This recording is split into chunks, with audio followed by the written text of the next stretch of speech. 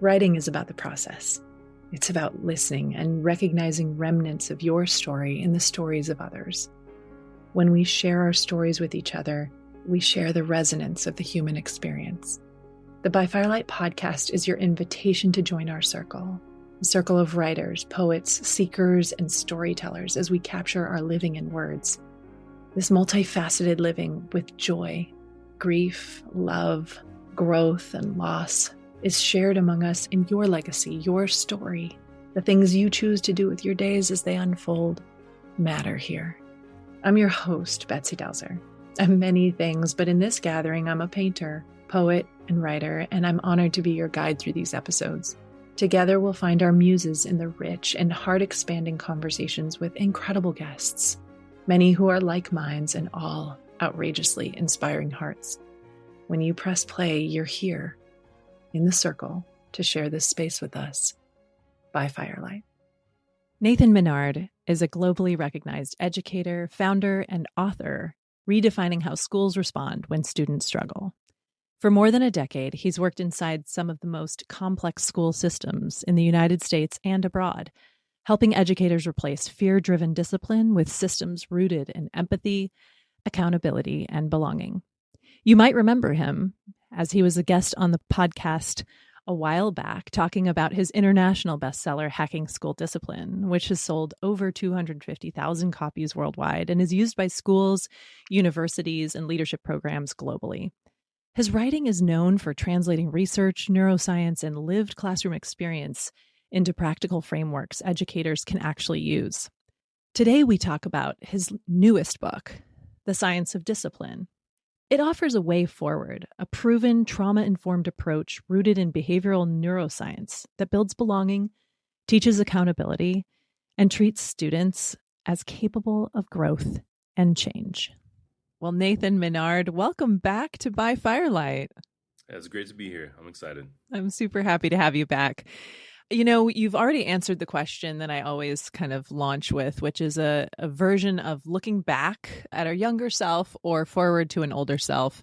And in the form of introduction, just what would he say to us? I kind of want to go a little deeper on that one since you've already done this before. And really thinking about your former self informs a lot of the work that you do, right? So if you were to kind of come alongside him and give him some advice, right, of like when you were, I think it was middle school that things started really kind of getting hard for you. Now, with your lived experience, what would you tell your younger self now? I would tell my younger self that one day you're going to help kids like yourself and help adults be able to translate what you need in moments. Because I think that in the time, like a lot of kids feel misunderstood, like not even just kids like myself, like everyone feels misunderstood sometimes. And like they don't have a sense of belonging and they need to find a sense of belonging somewhere. So I think that when I probably struggled at my like highest times, you know, I think that it would have felt really good knowing that one day I'm going to help adults understand kids that are struggling more. We all find times when we're struggling, and I think it's like noticing those different moments or having those small, brief interactions to go through. So I think as a child, you know, you're experiencing those, but you don't know how to communicate it out. You don't know how to say like, you know, I need a hug right now, or I need this right now. So you just feel all these emotions. I think that knowing, you know, that I'm going to help translate that in the future would make myself feel good. Yeah. And what a legacy, right? Like I was just talking with another educator yesterday. We were kind of doing some forward planning and like back mapping kind of work, forward, back. And one of the things he was talking about was how important his legacy was. I can't imagine how that feels now from your vantage point, right? You've created and are creating such a legacy. So kudos to you. And we'll just recap just briefly because people, I highly recommend you go check out the other episode. We dive into his former book, Hacking School Discipline, in the earlier episode that you came on. We're going to talk about your new book, The Science of Discipline, today. But just as a form of kind of recapping, you know, I met you overseas. Actually, I met you in Belgium, and what's funny is when I look back at my pictures, I took pictures of every single one of your slides of your presentation. So you're kind of standing in the corner. I was so taken by your story and your presentation. Since then, 5, 6, 7 years ago, I guess that was now, your career has really taken off, and you're really working with districts nationally and internationally around this issue of how we best care for and translate just student behaviors, but also adult responses and reactions, right? Absolutely. Yeah. Yeah. Yeah. So I think it's helpful to give a little bit of a framework because hacking school discipline is so popular. It's something that multiple groups of teachers have dove into under my lead and guide. And that's something that is really an anchor of your work. What could we say just as a nod to that as an intro? Yeah, I would say, what I've been doing, since you and I met, because I think that presentation was something around the taxonomy of implementation of restorative practices, if I remember correctly. It was something around what does it look like to bring restorative practices into a school? And this is about 7 years ago. Because at the time, restorative justice was heavily in the juvenile justice, adult justice systems. There was schools dabbling with it a little bit, but no one really knew what like good implementation looked like. And, I learned these practices back in 2007 through the IIRP, where, that was the conference that we were at with them. And back then, I learned a lot of these practices, but then I was able to bring it into schools that I worked in as a school administrator in. So I think showing that I could build this into a school system that could stick around after I left those schools. Because I think sometimes when an admin's in a building and they develop a policy or practice, especially around discipline, where sometimes you have this like hero innovator that's really good at connecting with kids or really good at this certain type of stuff. And you're like, man, I hope this adult always sticks around. Like, every time Betsy comes in, like, Betsy, you know how to reach these kids. Like, please don't leave our district. Please don't leave our school. Those things are great for the kids, but like, are you developing a system? So I felt like what I did was I developed a system in the schools that I was working at. What I was presenting in Brussels at the time was what the taxonomy would look like of what I did in these schools. I showed even my MTSS model, I think, from Purdue Polytechnic High School. And I was like tier 1, tier 2, and tier 3. And I think that I thought it was the most innovative thing ever. And I was like, this is working. It's good. And then now after I've left these schools still have amazing cultures. They still feel good. They've lived on these different discipline practices. So the last 7 years after I wrote Hacking School Discipline around stuff that I did at those schools, I power tested this in systems all over the world. So in complex districts and districts with just attendance issues or districts with high violence or situations there. And I've taken this taxonomy and I've thought about what does implementation truly look like? Because restorative justice got quickly picked up in education, right? There's restorative everything. Like I would go to a school and they're like, oh, we do those restoratives. And it would just mean they do a circle, once a week. Or, oh, we do those restoratives and it's a conflict resolution. Or, oh, we do those restoratives and it means lack of discipline. So like no one really knew what this definition was. So what I was going out there and doing was really power testing what works in education. So what the science of discipline does is takes a mix of what I've done the last 7 years and a mix of my childhood. So it talks a lot about where my why was, what helped me reach different kids. Why did I build a system in place to help in this situation? What did I see broke down in this school that led to this type of behavior? How do we better support our educators? So I think that I took Hacking School Discipline and I power tested across a lot of different districts. So that's the story I'm telling. Wow. All right. There's a lot of questions that pop up in this, mainly because you just named a lot of like the myths that we like to bust around restorative. But let's break it down even further. You have to understand and then be able to translate, I'm guessing, the actual like overall efficacy of implementation. So what is absolutely vital if members of a district committee or folks are listening and they're really like committed and involved in restorative justice or restorative practices at their school? What is absolutely vital for the implementation portion? I would say making sure that you first understand all the stakeholders that are going to be impacted from the implementation first. Assessing what success looks like for those different people. So what does it look and feel like if we create a new tardy policy at a school or a class skipping policy at a school on the kids level? What does it feel like for the teachers? What does it feel like for the school administrators? What's the obligations to the system? I think if we first start to understand how each stakeholder plays a role in the implementation, then what we can do is start to build out our plan. Okay, if the students need to know that this new tardy policy is taking place, that we need to make sure that they have knowledge. So if it's at a high school, for example, do we show this in every right before lunch, that whatever the period that is, you show one slide that every teacher shows, and that shows next week we're implementing this new program, this new policy. And then so you got that stakeholder, the knowledge that they need to show up to class on time. Does the teachers know that with this new policy, they have to close their doors as soon as the bell rings? So what's the knowledge around that? How do you get their input to make sure that's really what teachers want to do? Like, is this really an issue for you? Are you having kids show up late to class that aren't getting consequences? Like, is this a real thing? So you get that stakeholder input. Then you talk to the school administrators. What's your process? What staff do you have to help with hallway sweeps? How do you do this? What's the consequences look like around this? How does your parents respond to those consequences? What's the recidivism? So you put all of that onto the table and you say, okay, let's chunk this out. Who makes the slide for the students? Who talks to the teachers? What teachers should we pull into the group to get their information? What admin want to take lead on this? Who wants to do this? Okay, next implementation. And then you schedule it out.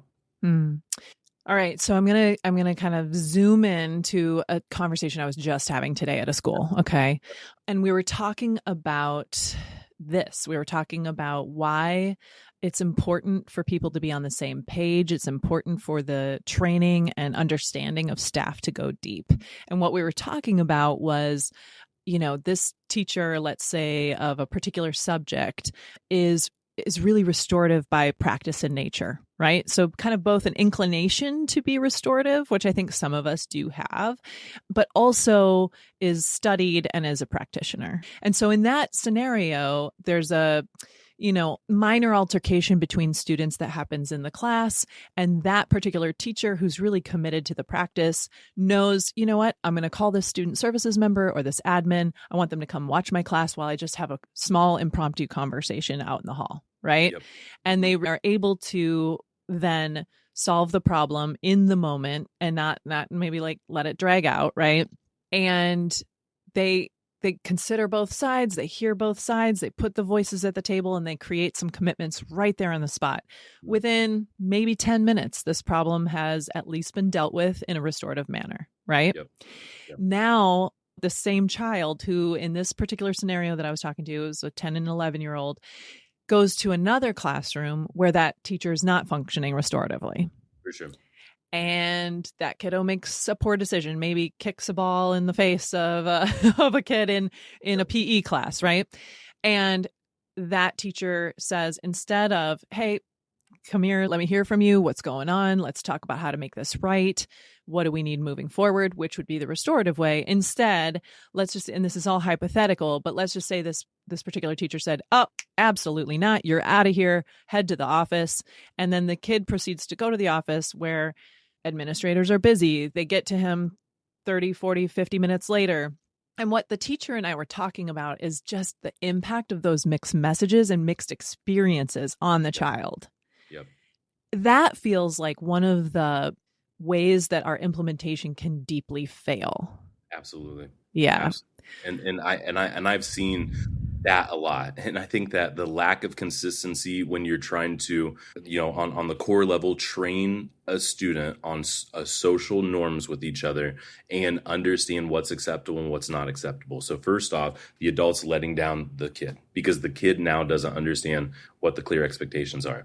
If expectations aren't clear also, and kids can sort of take hold or take power over the system without consequences, without this, in also situations where teachers may respond differently in other ways, what ends up happening too is the dynamic continues to shift between the adults in charge, the students in charge. The adults in charge creates a lot of power dynamics. I think that consistency across a system that impacts one student is really important for development on a core level. So if you have all of your fourth grade teachers or all your seventh grade teachers or all your ninth grade teachers, like everyone doing the same practices, the same language, we do the same things, what ends up happening is the development for that student, they start to understand what social norms are. They start to understand what expectations are. They start to understand that adults in this environment, depending on their regulation, doesn't matter. It depends on my behavior, how I get treated in this building. So I think that it takes away a lot of this like bias or what may happen or this or the teacher's anxiety of like, what do I do in this situation? Like I may have heard this cool podcast, like, but I don't remember what I'm supposed to say in this one type moment. Like, what do I do? If they have a consistent script, they also have been trained on how to do this stuff. And they also know how they're supported as a system. Meaning if the kid after that conversation, those 10 minutes go by, an hour later does the same situation, what's the next level of the consequence? Who else is now impacted? Because if there's not a second level, all of that effort that the system put in that first level may not be replicated because they don't feel supported around what happens next, or they feel like this doesn't work. But we know that this works, but it works progressively. You have to get progressive with the consequences to go through. So I think to train an implementation model over something like this, I think it would be important to understand what the teacher needs to know in those different moments, how the student may respond. They like telling the teacher, this may work, this may not work. If it doesn't work, this is what we will do next. Relieves so much anxiety. Recently, the teachers were given examples of situations they were dealing with in classrooms and stuff like this. And this teacher said, I had this student recently and they were like running across the desk, like flipping me off and kicking off books. And I was calling for admin and no one picked up the phone. And like, typically I can't get a hold of admin at the building. They're dealing with so many different things. Like I know they're doing their best. I just can't get a hold of my admin. And like, I just don't know what to do with these students. Like every day they're doing these types of behaviors. And it's in elementary school. They're like, I know this student's not going to be successful next year. What's middle school going to look like? What's high school going to look like? And I say, well, let's zoom in right now. And first off, like, that's sad. Like, you know what I mean? Like, I'm not saying this to the teacher in the moment, but like, I felt sad. Like that teacher didn't feel supported and they also don't know what to even do. And they also just have to go back into the classroom the next day and expect that behavior may happen or may not happen. That's a breakdown of implementation. There's something that's going wrong in that school system where that teacher is not supported and that student's able to do behaviors that teacher doesn't even know what the consequence would be if an admin even came down. Like schools should spell out their discipline. It should be an interactive process. People should really have the stakeholders and their voice involved with it. It should be a proactive process. There should be a lot of touch points upstream before kids are tardy or skipping class or talking back. Like there should be all these different things, but everyone should understand it just like they understand a math curriculum. But I think it's the lack of knowing what implementation models look like where I think this book could help spark a lot of interest. Like, show people this is different paths to it. This is what I've seen. This is what I've done, because there's a lot of different examples and different types of school environments in there too. So I think they can see different paths of what things could be implemented into different systems. So in this scenario that you just brought up, I mean, wave the magic wand and it is working. How does the teacher get support in your mind? Yeah, so I would say first off, communication channels are really important around safety outside of the classroom. So that building, we need to first examine communication. How does teachers get a hold of someone and what's that obligation look like? At this school, for example, they chose the walkie-talkie path. So we talked about what's the walkie-talkie channels look like. Is there one that's I need emergency help with it, and that's where the majority of all of the admin live? Is there another channel where it's something where like a tap in, tap out strategy to go through or something like that? But the first channel was making sure that the teacher had a communication channel. So in the professional development that I was getting this out to it, this was after the processing of it. And we were talking about, okay, how to make this stuff actionable. So we talked about communication channels and what that looks like. Second thing we talked about is when situations are happening like that, there's two different options for admin to come down and support a classroom. There's push in support and pull out support. Push in support, the admin can sit there and try to de-escalate the situation, get the students to sit down. Maybe this is a tier 3 student. This type of behavior is happening a lot. Maybe it's part of their IEP. We need to show what practices we're putting into place to help bring this down, but to support the educator that's my teaching. I was in a middle school today and there's like 32 kids per class on average. And I'm like, that's wild. Like, you know what I mean? Like, how are you supposed to balance all this type of stuff? And I know this is a different example, but in this example, what does it look like to get push in or pull out support? And then the teacher that's asking for it, they know the code of what they ask for when the person comes in. Because I think a lot of times these admin rush in, and I was guilty of this plenty of times, but I've seen it now from a 1,000 foot lens of how it impacts the system that, sometimes we rush in to be the problem solver and we just disrupt everything to go through, or we miss the mark. So I think that the teacher that's communicating, I need support for push and pull out with that student flipping off, running through, they determine what that looks like, but they have a communication path of what that is. If it's pull out support, then I go up to the system of the admin. Okay, what do we do in this situation? Is it 15 minutes of de-escalation? Is it making sure we check the IEP before we interact with this type of stuff? What type of consequences are options? How do we successfully bring them back into the classroom, and when to successfully bring them back in the classroom? When do we contact parents? What does the teacher know? So like we draw up this whole sort of path. And then what you do is you just practice this with each different stakeholder. So the teacher knows this is what happened. I use this walkie-talkie. I call this channel. This person comes down. I tell them push in, pull out support. If it's pull out, they're going to determine the consequences. If it's push in, they're going to try to de-escalate. I feel supported. I got a walkie on my desk. Next time that kid flips me off and jumps up on my desk, I'm saying code blue 411. And then that's all. And then I keep teaching, and then the system supports me. Gosh, yeah, I can really see that playing out super effectively compared to the original problem you were posed with. Yeah. This teacher, let's go even deeper into this idea, because I can think of so many faces are coming to mind as we're talking about this. And I'm thinking of teachers who are just like, it's February. It's, we're looking at February, March in the school year, where the runway looks long enough to the end, but it feels like we're really stuck right in the middle of things. And their stress levels are at an all-time high. They're dealing with, just like you said, that anxiety that comes with like, what is today going to hold, right? What kind of de-escalation strategies am I going to have to employ today? And then what does that mean for me? What do you advise for just the teachers listening? I know that I draw like my teacher friends and even in professional learning scenarios, they listen to this podcast. And I'm wondering, like, what do you say to the teacher who's like really stressed or anxious about what's happening in their classroom day to day?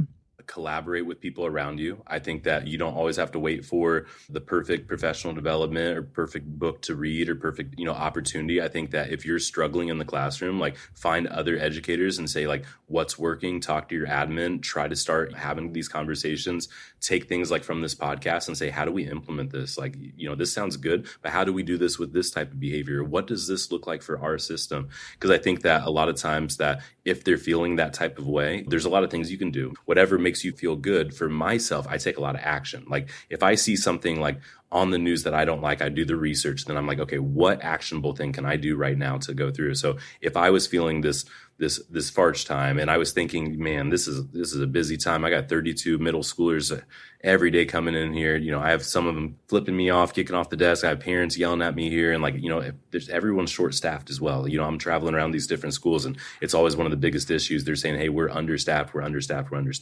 So I think it's really important that more resources go into education, but I think teachers need to understand that use the support systems around you as much as possible. Everyone says this, but I mean, like we truly are impacting kids on such a significant life. I talk to adults with this body of work so much, and everyone's got this story of like a make or break moment in school. Like this teacher did this to me one time and it made me cry. And then I always did this, or this teacher lifted me up one time and I've always thought of myself as now I'm really gifted at this. So I think that all these moments, even with the kid flipping people off and going across, you're creating ripples in their life. So like, I know that drives me. And I think the action of collaborating when I'm feeling struggling also would, be my words of advice. I love that. And if I were to challenge the collaboration piece, what about the teacher who really, how do I want to say, I got to be careful with how I frame this, but what about the teacher who feels like this is admin's responsibility? And so the responsibility is completely like they feel sort of void of it. And it's like the admin should be taking care of this. I feel like that is in some ways a harder bridge for me to build when I'm trying to think about creating collaborative structures. What do you say to a teacher like that who kind of is relying maybe a little too heavily on admin? Yeah, I would say that admin definitely have a role to play in this. They are a central part to play in it, but the teacher gets to determine when admin are involved in that situation. And I think that teachers have to understand you have a toolbox that is a certain size. It's a certain amount of time, a certain amount of students, certain amount of like strategies that, and you've got to think in your head, that admin is one of my tools in my toolbox. But do I use a hammer for a small thumbtack? Do I use the hammer for all these other situations? So admin are your hammer. They're probably the biggest thing you have in your toolbox, because what else can you do? Like you can contact parents, but like not in the middle of class, but like you can contact an admin and say, pull this student out of class. Like that's a hammer in your toolbox. And if you're known as the person always using the hammer, that classroom is ruled by the hammer, not by anything else in that toolbox. So when that hammer's not around, you know what I mean? So I think that we have to understand the teachers have those hammers, or like, and that's probably the wrong word to say, because I was a past admin. Like, I never hammered kids, but like, it's the big tool to move something. But I think that if you look at your toolbox and you try to determine all your different tools, when do you use certain ones? And I would say use admin for the big nails. Those are the repeated patterns of behaviors. Those are things where you feel unsafe or other students feel unsafe. That's where potential violence situations, weapons, like drugs, like anything like that, like those are where like you need your admin to be on point in a building. Mm-hmm. You don't want them to slip on any of those different things. Those are safety type of issues. And we all understand that. If teachers are using the hammer all the time, you're dolling out your system, because then the admin's not around for other situations. And if you have your admin, tapping kids up and saying, hey, can you take off your hood because the teacher asked you 3 times in a situation, I understand that's frustrating for a teacher. I understand it's disrespectful, but is there things that we can use in that toolbox before the hammer comes out, so the hammers can be used for everything else, especially if we notice our hammers are all over the place? Yeah, that's a good word for sure. All right, I'm going to take us in a slightly different direction, because an issue that's coming up a lot in the schools where I'm working is hate speech. Okay. We're seeing it modeled by authorities and people in authoritative positions. And I don't really want to go that direction, right, with this podcast, but we're seeing, whether it's social media posts or words that people are choosing, are deeply rooted in hate and vitriol, right? Yep. And that is modeled for our kids. So sometimes when a child is, maybe hearing at home that we're supporting, a particular movement or a particular person, they will emulate that. They'll repeat some of those things. They'll take their own twist and make a rendition of their own. And then it really starts to impact our community and our kids, because it happens child to child, right? So some of the conversations we've been having are what are the responses in a way that really educate our students on the importance of the value of our words, the importance of the value of, for lack of a better word, just kindness, right? Like decency even, right? And just what are our responses and teaching, but what is also a restorative response in that education component when it comes to these kind of hot button issues? Yeah. So I would say systemically things need to be disrupted more on algorithms on social media. I think that sometimes though, things are being pushed to kids once they search something, and that could be out of a sense of curiosity, and then it turns into a sense of, a deep dive of knowledge that turns into something else. So I think that first off, on the system level, we've got to disrupt that.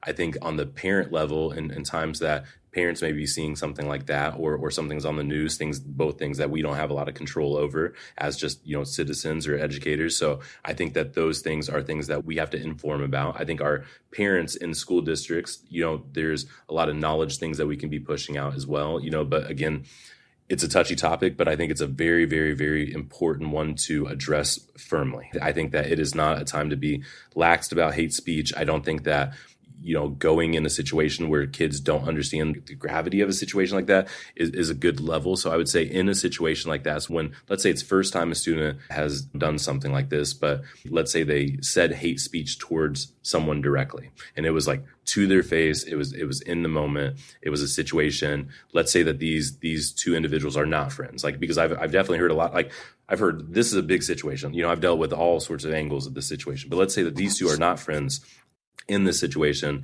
and both of them feel wronged. I've dealt with a situation before where the person that said the hate speech, when the admin contacted the parents said, that's our family. We can agree with what we want to agree with. And it flabbergasted the admin when they were talking to me, and they're like, can you believe this, Nathan, blank, blank, blank? And I go, I think that, there's a lot of lack of knowledge out there. And I think that there's a lot of lack of consequences out there. And I think that sometimes people have been able to say certain things, do certain things, and push hatred and not have accountability. So I think as a school system, we've got to account for it. So in that situation to go through, the only entry point is the student through the knowledge base. Typically, you want to try to involve the parents into something like that, just for that, at least even the very first step for knowledge base. The reason why I always get parents involved for hate speech is because sometimes there's deeper dives into this hate speech that we see the tip, right? And I think that hate speech can lead to other things. So I think that it's really important that when we see the tip of that iceberg, we don't say, this is first time. I don't think we have to go with 3-day out of school suspensions and this, especially let's say it was 2 kids on the playground. They said this stuff and someone goes boom and says something to them and everyone goes like that. And there's a lot of harm that took place into that situation. There needs to be some knowledge base. There's got to be a consequence in this. But I think that we want to teach as much as we can through that process. So I would say involving the parents is important, to try to let them know what this could be. And then also getting knowledge from the parents, what else that student may be doing too. Have you heard them say this before? What do you think when you heard him say this? You don't say, do you use this language in the home? You either get a parent like the one parent that admin was dealing with, or you get one that says, oh, no. And they go home and say, don't say that again. You may not get, who knows this type of situation. And it's based on how their trust is with the person they're talking to, with the school, that. So I think it's important to ask them questions and then get knowledge. Is this common, this type of stuff, and then give tips. I think it's important to give parents tips. We would recommend as a school for you to search your son or daughter's search history a little bit on their devices and just see if this is something that's coming across. That is just a tip from us as educators. We're not telling you have to. We're not asking for this information, but we're saying, it might be important that, they're not going down a deep rabbit hole, because this type of wording has led to not good things in our community or our society. I think it's important to show them the gravity of something like this. And I think it's important to give them also tools and tips so they can give knowledge as well if there's something going on. That's the first step, is knowledge base, sort of understanding the situation. And then, but also if it gets bigger, what's the conflict resolution and what degree is that conflict resolution? When is it a full conference? When is it a smaller group? What's the knowledge base? What type of learning do we do? Those are all the progressive steps that you can intertwine. Yeah. That's essentially the scaffolding in place. One of the things I have encountered is actually it feels like, and I'll be really honest, this feels like a problem I just don't know the solution to and or believe I can solve. And that is, we have to keep the consequences of actions private due to student confidentiality, right? And so there are times when kids are harmed or are aware of harm that's been done, and there's a blanket belief that, quote unquote, nothing's being done. I think that there are times, and I'm really thinking a little bit more of older students now, more so than younger students, but older students who are looking for the evidence of punishment. Okay. Looking for the evidence of consequential action. And when we can't divulge that or, it's just not, they see the child in school the next day or, something like that. They get frustrated, and I would say not even frustrated. They begin to lose hope in the system. Yep. And in the infrastructure of support that we preach that we have. I don't know if I have a question as much as a lingering kind of thought, but that is a struggle that I encounter is how to, other than creating a really transparent coaching process where the education components of, the first offense, second offense, third offense, we can elevate and educate about that in a transparent way. Aside from that, I'm not sure how to comfort the people who are frustrated with the process. Do you have any thoughts on that? I think when it comes to being frustrated on the process, I think it's important to try to have as much communication around what's going wrong and trying to think about what can be fixed around that. So what do we currently have within our structures to build something up to address what the problem is? Because I think that it's easy to say, what if we have this, or what if we could do this type of stuff, or this sounds cool in theory, but what does this look like? I think it's about just taking action and looking at sort of what stuff's around you. And I think when it comes to student behaviors or explaining stuff to families or that type of stuff, I think that communication's what I would solidify a little bit more. So even on the teacher level, that they may feel like nothing's getting done in a situation. What's the feedback of after something's done? What does it look like to really understand, this consequence happened over here? And I think that feedback goes to a lot of different stakeholders, the same stakeholders that was impacted from the behavior. So I think that we understand empathy, but do we understand what comes next after it? What's the forgiveness model? And I have even a chapter in my book about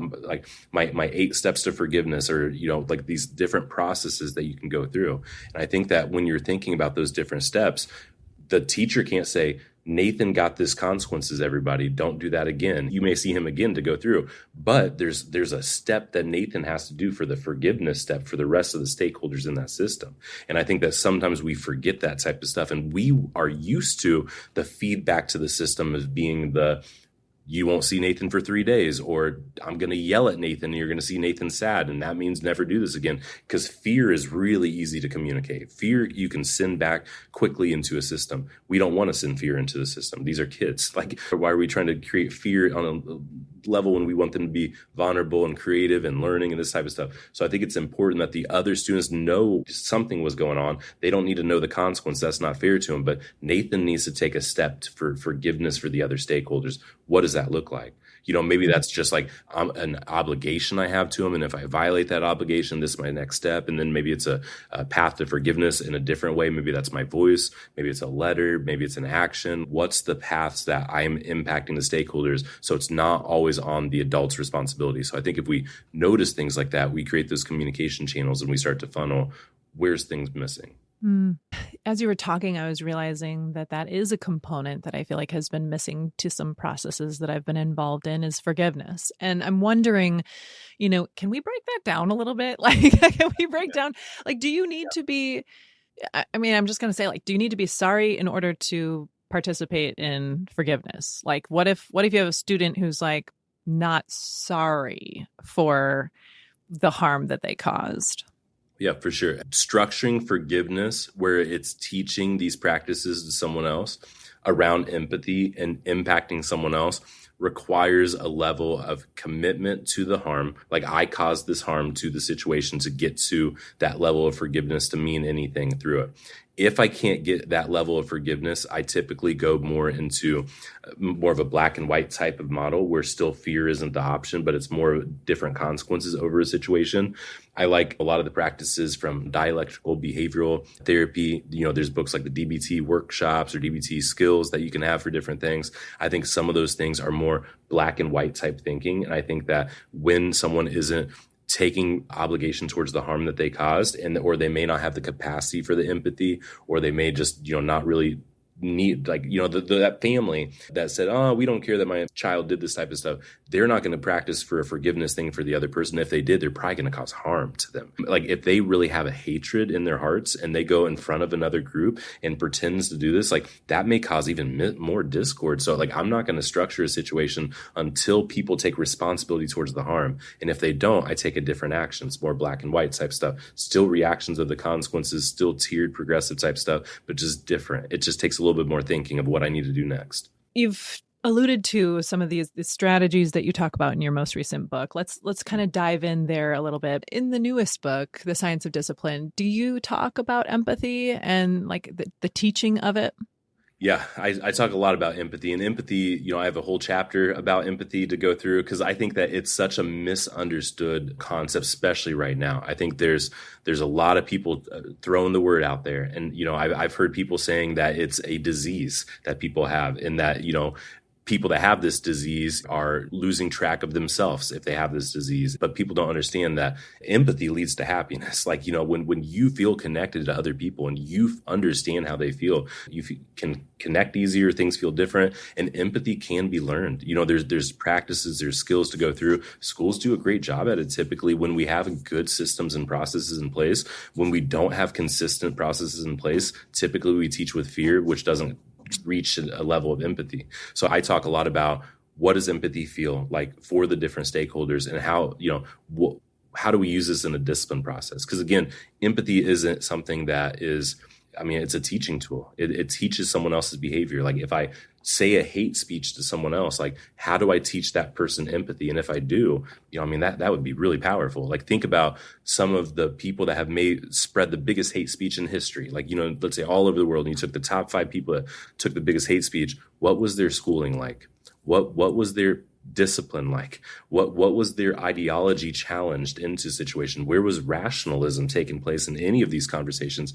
I think that we understand that with schooling, we can challenge those ideologies. We can challenge those different beliefs. We can go through and say, this is how you impact other people. And empathy is the tool. Empathy is the resource for that. It's hard to say like this ideology is better than this one. Like who's to say what culture is better than that? Like, you know what I mean? Like every culture is their own system. I think that we can say though that empathy is how you reach other humans. Like that's how you understand other people. And it's a core thing that humans need for development, because we see what happens when people don't have empathy, you know? Absolutely. Yeah. I'd almost love to just do a scenario here. Let's just say that it's been brought to our attention in a school that some students are communicating online outside of school. It does have an impact on learning because it's coming into our walls and it's impacting relationships and classroom settings and class cultures because of what's kind of being battered back and forth through the thumbs, right? So what would a fear-based response where you're kind of invoking some fear look like in 2 to 3 steps? And then what would an empathetic or empathy training response look like?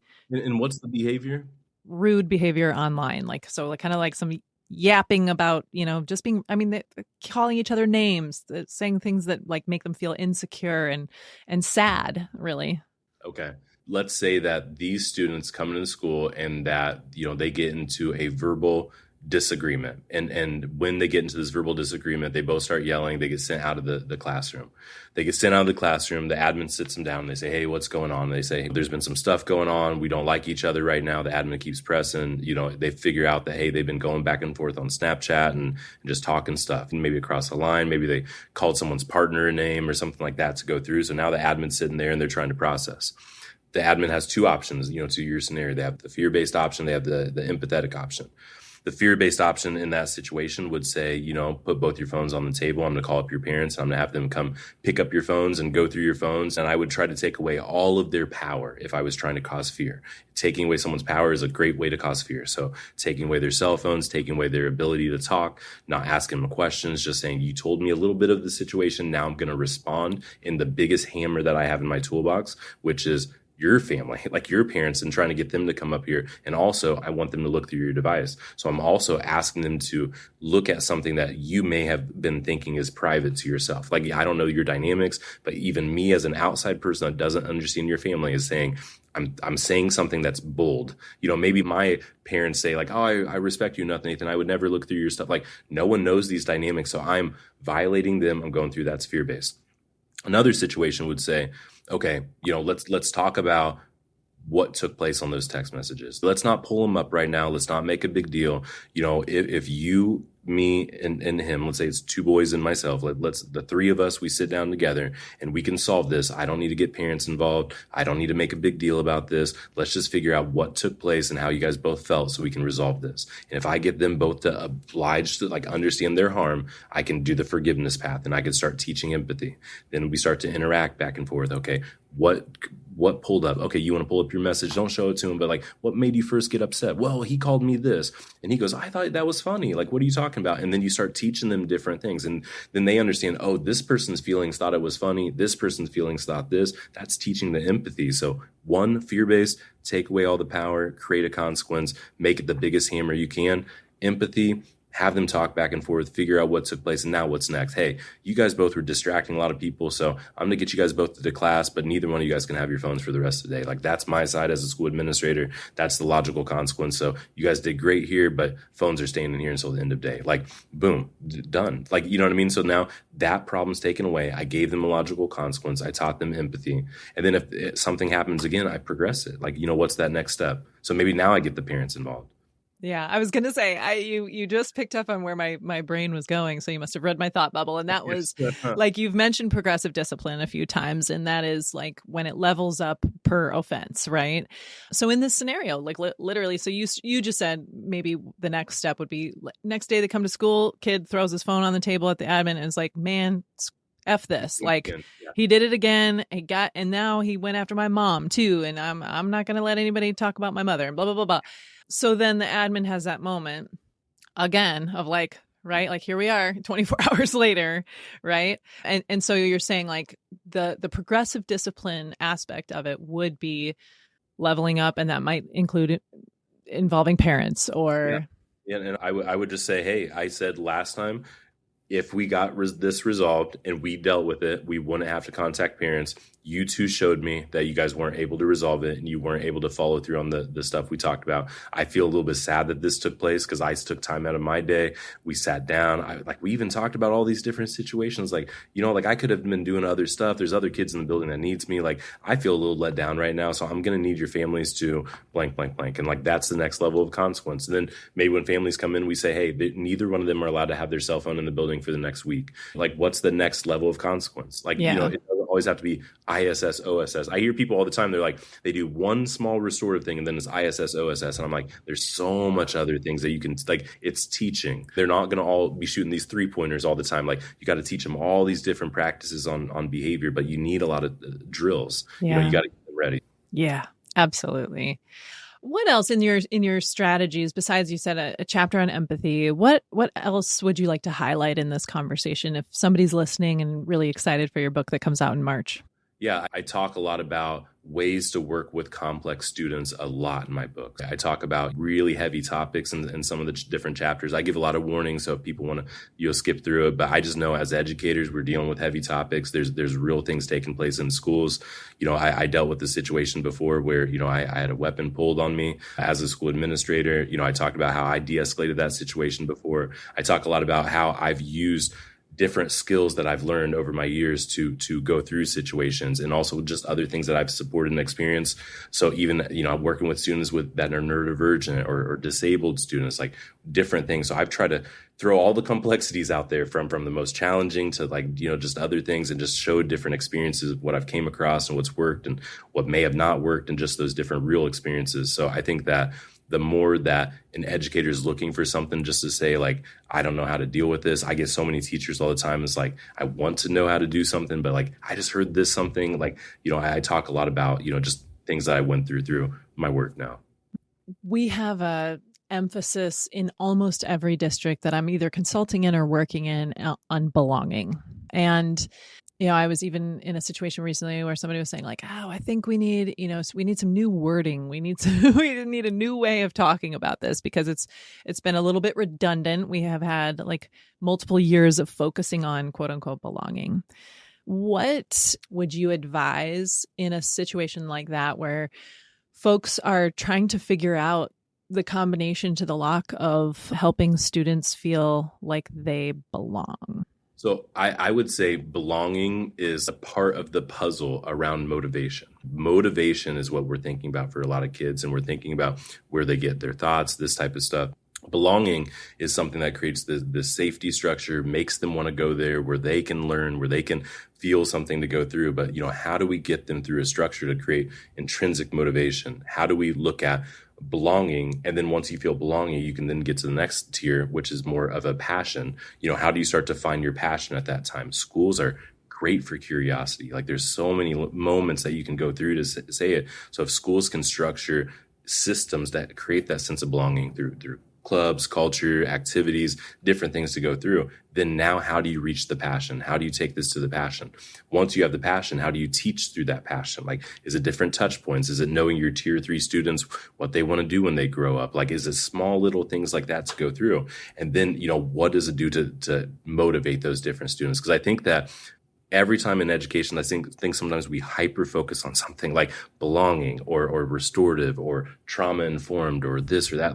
They're all great, but I think that we have to think as a whole, what are we there for school? And I think it's to create this passion pursuit for kids that's curious, that's interesting, that they learn, that they experience funny moments, that they find friends, that they get cool teachers that laugh and make them tell jokes, stuff like that. I think we need to get back to the core of it. And I think that that's where belonging first sparks. And then I think from there, that's where kids learn their passions. They find careers. They feel good in the future. But right now, schools are sort of blanking kids out. They're taking away everything sort of because they're trying to keep up with all these standards and curriculums and new rollouts. And it's okay, now I have these 6 systems I have to go into. And okay, now our state just changed this. And all these teachers are I want these kids to belong, but what do? I got 32 kids in my classroom, 6 periods a day. And my admin, I can't get a hold of them because we're going through. So I think it's important to focus on what does it look like to motivate our system? What does it look like to focus on making those classrooms fun in an environment with what we have, with our resources, with our kids, having those touch points be as effective as possible, being more proactive than responsive. How do we get kids to be curious about their passion? And then that motivates them. Then that's the proactive side of a lot of the work that I talk about. Yeah. Yeah, the motivation piece is real, right? Like it's really, I wonder sometimes just of like sort of this concept of digital natives and kids who have grown up kind of online and just how their brains are functioning with just information coming at them, right? And I think sometimes, especially with teachers in what like my demographic of this is my 25th year, I've been at this for a minute, and when you start to compare 5, 10, 15, 20 years ago, our learners are different today, right? Yep. They're different, and where they're finding connection and community is often on screens, or, that's where they're kind of feeling like, well, this feels good to watch this influencer or play this game or participate in this, or this is the one group chat I'm involved in, right? It just happens to be that we keep talking crap about everybody else, and then it's like trying to situate our teaching to the clientele and adapt really to the state of our learners today, Yeah. What was a learning that struck you kind of really in a resonant or profound way as you were writing this book? When you're thinking about, the science of discipline, you're thinking about like the research that's been out there. You're thinking about, what's been done, what's this. Not a lot of good research, first off. Like, I think that was the most profound thing to me. And also, we have outdated systems in place. I feel like some of our psychology models are outdated. I mean, I talk to some of the top researchers out there. Like, I'm very, very blessed to have good connections. And a lot of them talk to me and say, like, Nathan, you're a true practitioner. Like, you're out there, like, in these schools, working in classrooms, going through districts, like in the moments, these situations. And I think that there's a lot of things that need just updated right now. And once we continue to share things and go through, I think that, what just was the most profound thing was like, we just need to change some systems up. What I've seen work though is you just develop a system in place for what you have. Everyone knows this process to go through and things feel a little bit more simple. So I hope people, see some profound stuff and be like, wow, that's crazy. This is great. This, but they also find like moments where they can say, okay, I can do this right now to change something up, either a strategy or changing something as a system level too. Cause I want all levels of educators to be able to find, benefit from that. Yeah. Like their inroad, right? Yeah. Imagine a couple of years from now, we are back on this podcast. You've written another book. What are you thinking ahead to? Do you have any ideas? Yeah. So I got a lot of international experience and I've got a lot of stuff where I feel like I've got a really cool worldview right now to go through. So I'm doing an op-ed piece right now and working with some people on that to try to come out and just show some different mindsets of stuff. But I really want to focus on what does it look like to create architectures in schools around expectations and norms and collaborative spaces that will really impact communities at large. And I think that 2-3 years from now in global views, we can start to see how expectations start to help people understand things in the school environment, how sense of quality relationships can help inspire belonging, passion, motivation, how, that type of stuff. So I feel like I really want to take things to a level of taking this belonging work, the restorative work, the discipline work, and sort of molding it all together to say, like, what does this now look like for communities at large? Because I think that, back in the day in the United States, you look at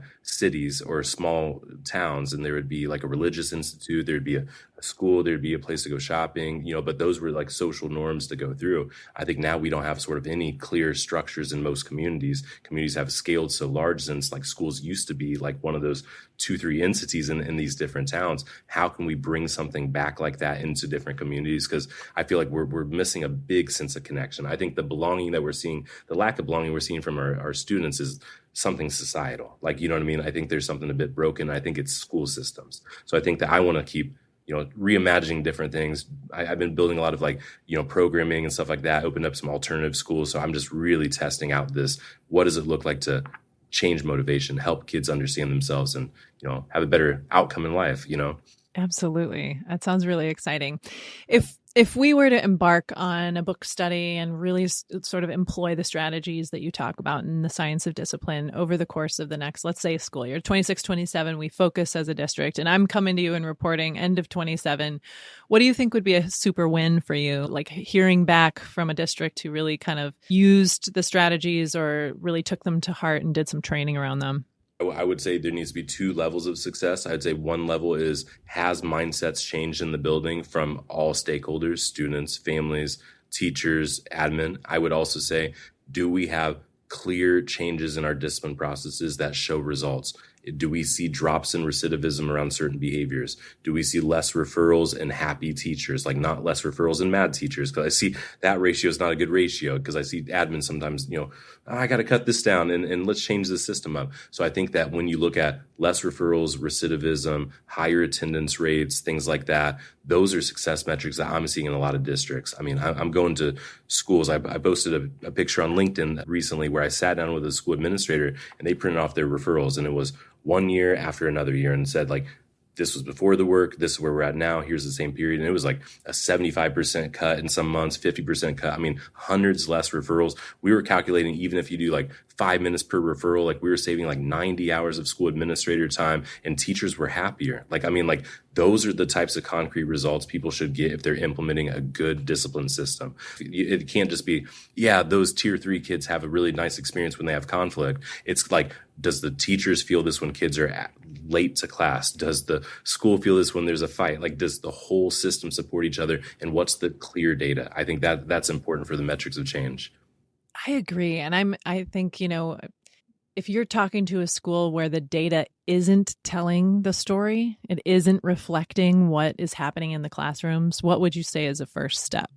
I would say to dive into that and to try to understand what the causes are of that. Like, what is the influx of it? Like, do we have one thing broken in our system that's causing that to be off? Like, I remember I was working with a school district that was flagged for disproportionality, and they're like, we don't understand why we've got disproportionality. And, I don't know, I may have told this on our first podcast, I don't know, but like it was about policy that you can't wear black pants to this school. And like, that is just an outdated, weird, broken policy that no one even realized was in there. But like, they were following it to a T because they were trying to make these kids be prepared for the real world, and they wanted their shirts to be tucked in, but no black pants to go through. But the thing is, some of the kids that were the lowest socioeconomic status families were the ones that were more in the discipline system to go through, and those happen to be some of the students of color. So we were saying there's causations that this black pants policy is causing this to take place to go through. And again, I mean, like, you can't read a book and say that. Like, you've got to go through and you've got to like investigate your system. If this thing isn't reflective of our system, why? What's taking place, and then address it. Change the black pants policy, or put something in place for students of lower socioeconomic status that they have stuff that can help support them. Like, what's the resources to go around? Don't just like different punishment, Yeah. Yeah, absolutely.